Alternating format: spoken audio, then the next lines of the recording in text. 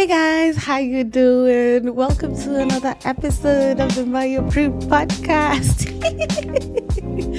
Hey guys, welcome to another episode. Yeah, for our consistent listeners and viewers, welcome to another episode. MaryaPrude here. Hey guys, how you doing? Welcome to another episode of the MaryaPrude podcast. For our OG consistent listeners, welcome to another episode. For our new listeners and viewers, welcome to MaryaPrude podcast. I am MaryaPrude. We have a new episode every week. We have a new episode on Wednesdays. The audio is on Spotify and the visual is on YouTube. Subscribe, like, share, leave a comment, let me know what you think of the episodes. Yeah, in this podcast we evolve, we grow, and we learn and we unlearn. Yeah, we do have a good time over here. So for our previous episode, we were talking about grief and the journey of grief. And yeah, it was a very heavy episode, but I'm so glad I did it. And thank you for watching, and thank you for leaving me the comments. Okay, we can go through some of the comments. Yeah. We have Caroline that says, hugs girls, speaking blessings to you. I receive. Thank you so much, Caroline. We have Arnold Mackenzie who's like, all is not lost until a pod. Woo woo. Oh yeah, all is not lost. We move and we grow. Yeah, we have Eva that says, you are brave, such an inspiration. Thank you, girl. Judge Raphael with the fire emojis. Woo woo. We have David Motari called ingine mocheche. Yeah, ingine do ingine. Thanks for being vulnerable and sharing your experience with loss. Yeah. And I'm glad that I got to do that. Yeah, we have Poru 160. I call like, what an eye-opening episode. Grief never really goes away for real. Yes, it really doesn't. We have Waogi, like Tata. Tata auntie. Tata means auntie. Like, yes. And Yagaki like, sending you love and hugs. I received the love and the hugs. Thank you so much. We have Michael that says, this episode was so heavy. I'm like, yes, it was. But actually, I think I did a good job because I didn't cry. Yeah. So it even showed me like how I've evolved in, feeling the emotions, the grief, the emotions that come up when I talk about it and my journey. It was like very eye-opening also to me. Yeah. John Ronnie, I like receiving Nguvu Auntie Wapon. I'm like, yes, I'll receive the Nguvu. Thank you very much. Yeah, so we were, I think we'll just finalize what we were, getting into last time. And I really, those one comment that said grief never really goes away, and it makes me think about something I had about grief, and someone was saying grief is love with no place to go. And I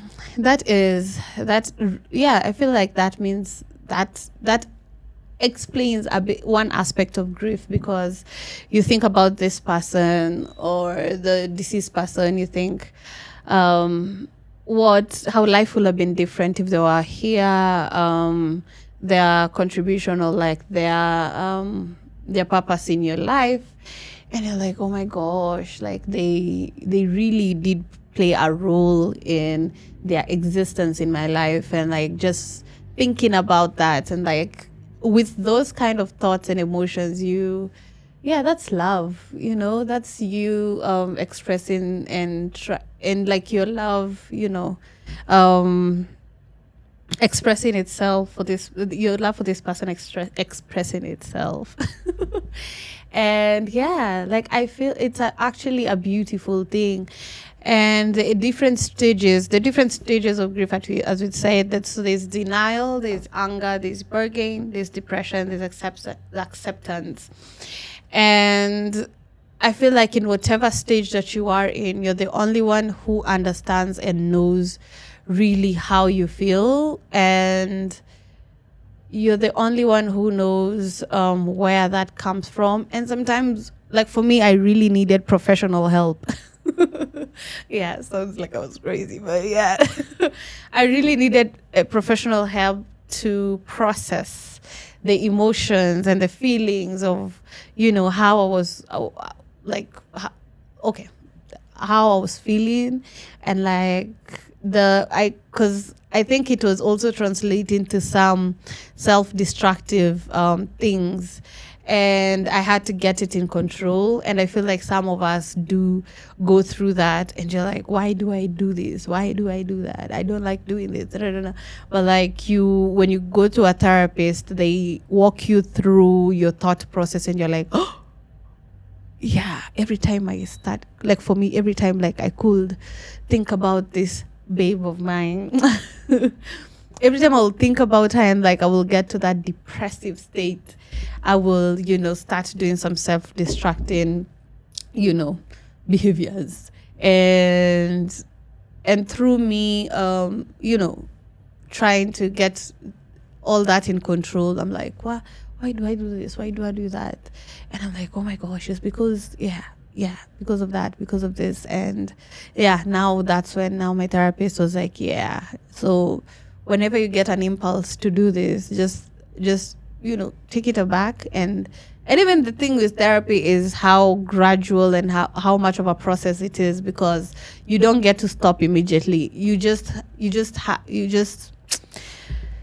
get to recognize the patterns, and you're like, okay, I do this because of this. I do usually do this because of this. And I'm like, okay, so once I get the impulse, I'm like, what happened maybe the day before that day that made you inclined to, making the decisions that you made. So it's a long process. And also if you're dealing with grief, I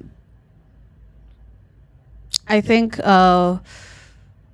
if you're dealing with grief, I feel you are the best person. You are the only person who knows how you're feeling, because only you had the kind of relationship that you had with this other person, and nobody else could understand how you're feeling. You get?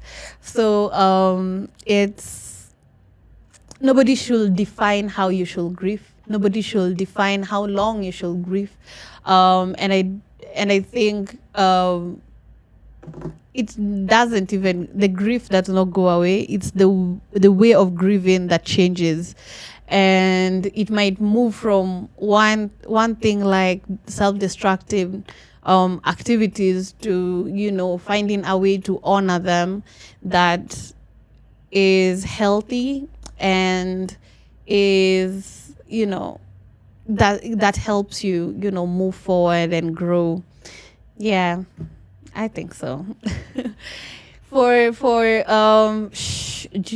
child loss and pregnancy loss, it's different, because there are some parents that you lose your kid and then you start trying to get pregnant again, and let me tell you, I think these parents, they are called rainbow parents, because they get rainbow kids. Rainbow kids is the kid that comes after your loss.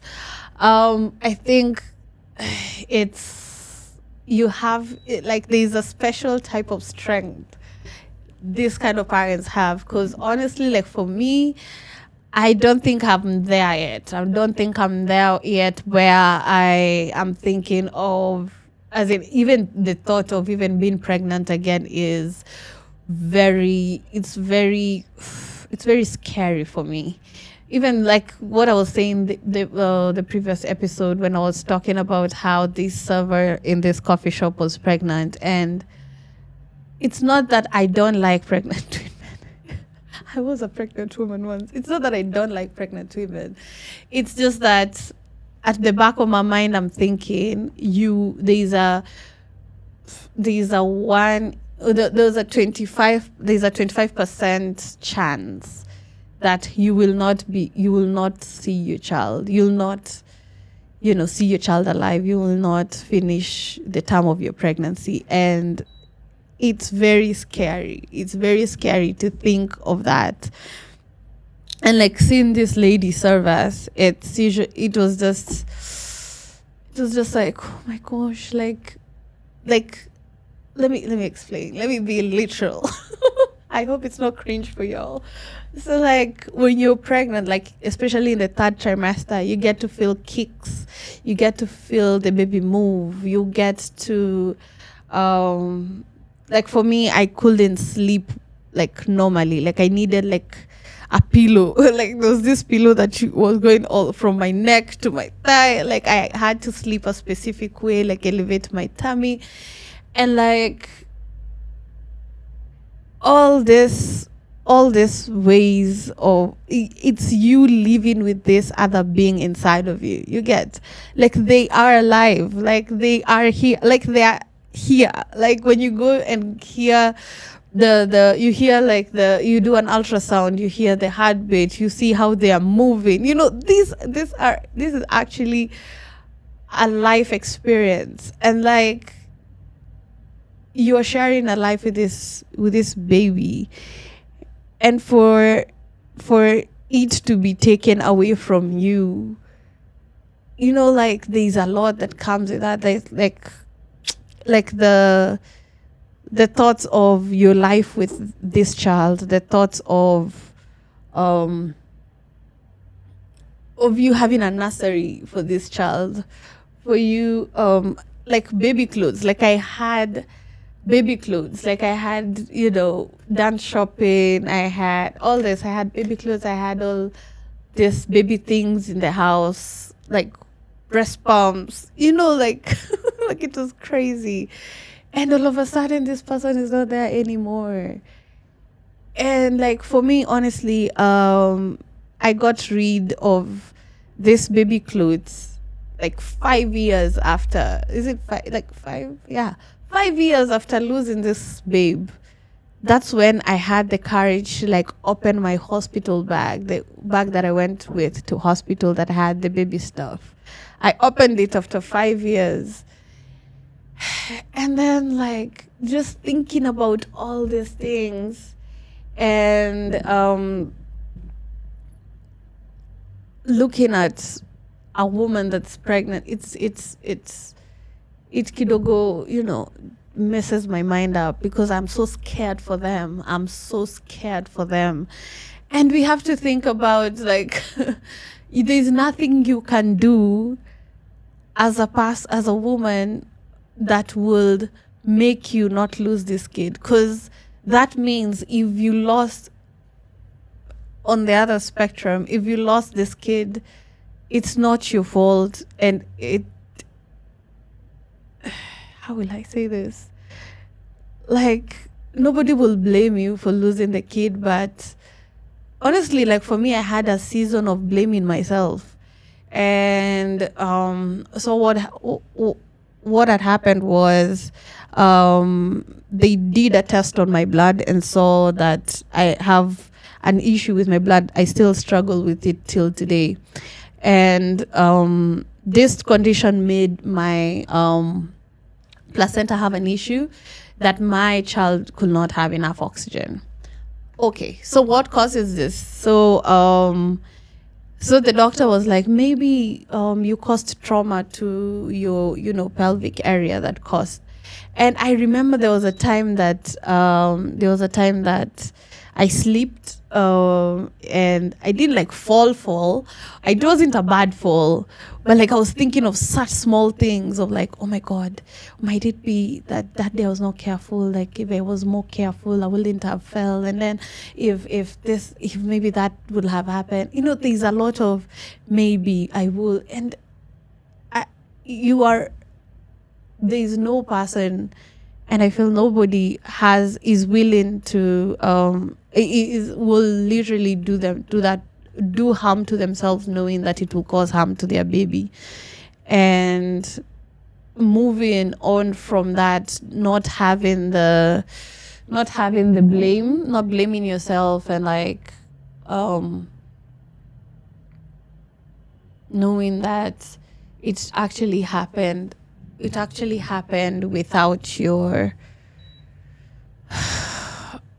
without it was nothing you did contributed to it.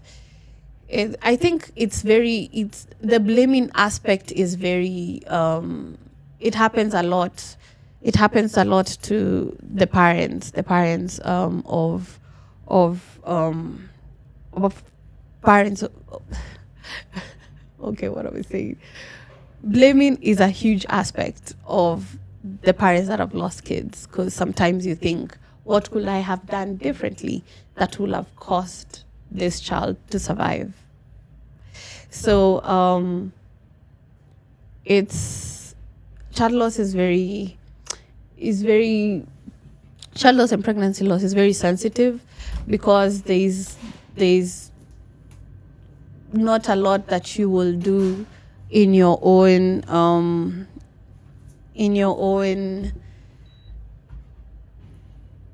control that would have made this child or this pregnancy to survive. So so loss is translate differently, and there are triggers different people have. And for me, a trigger, like one trigger is, being around pregnant women. And yes, I would talk to them, and but at the back of my mind, I'm just like I fear for you, I feel like I hope things go right. And there's no way you can assure someone everything will go right. But there are people who give birth in the streets, give birth in the house, our parents. And our parents, hey? Back in the day, people will give birth anywhere and their kid will be fine. And even sometimes I hear stories from my dad of how easy people used to give birth and go back to the shamba and just go on with their lives. And I'm like, what? Hey, women are resilient.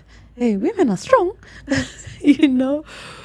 But I think it's just the destiny we are chosen, that is chosen for us by the, I don't know, depending on what you believe on, the universe, God.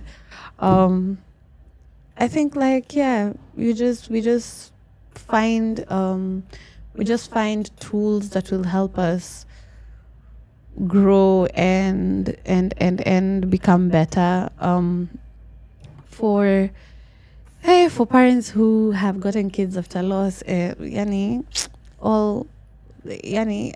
I have a whole level of respect, because it's not easy. Grief and loss is very sensitive, and it's so weird because you don't know you will go through it, and processing it is a whole different aspect. And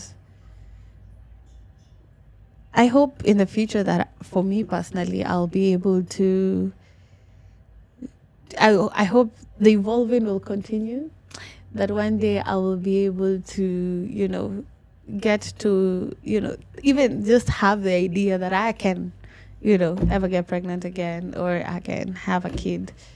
Yeah, there are different tools now. There's surrogacy.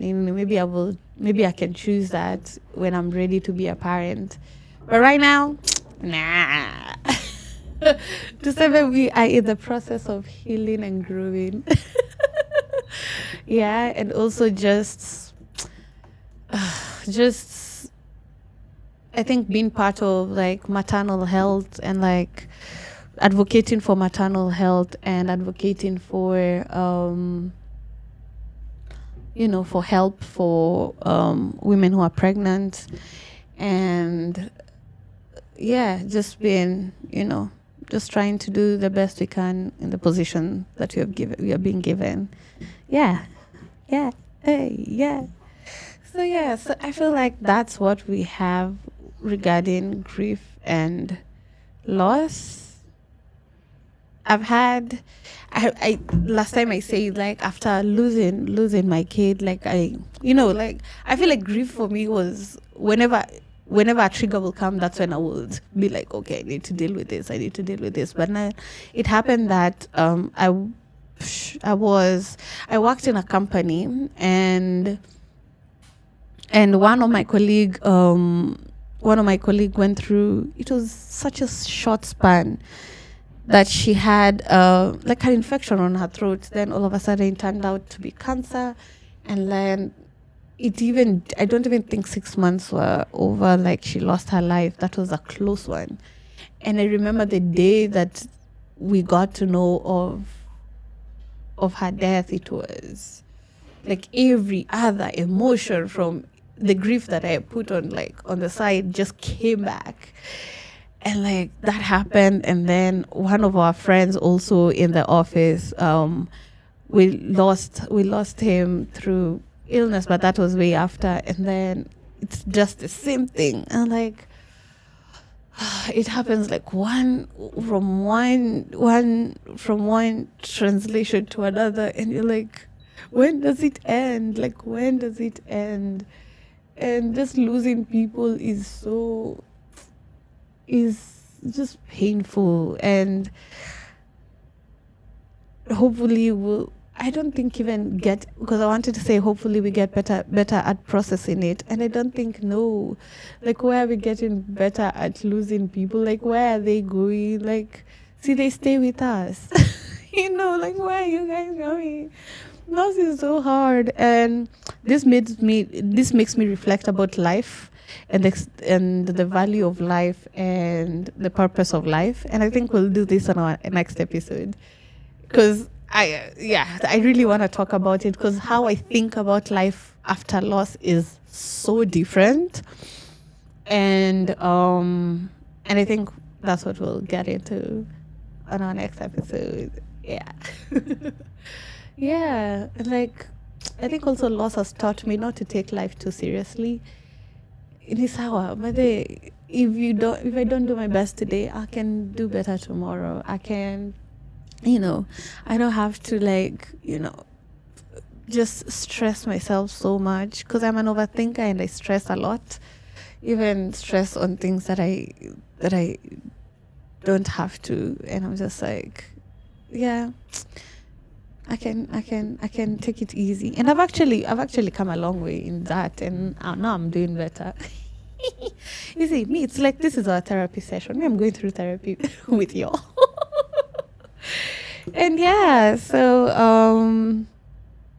that was an amazing episode. This is episode 7. Yeah. We did it.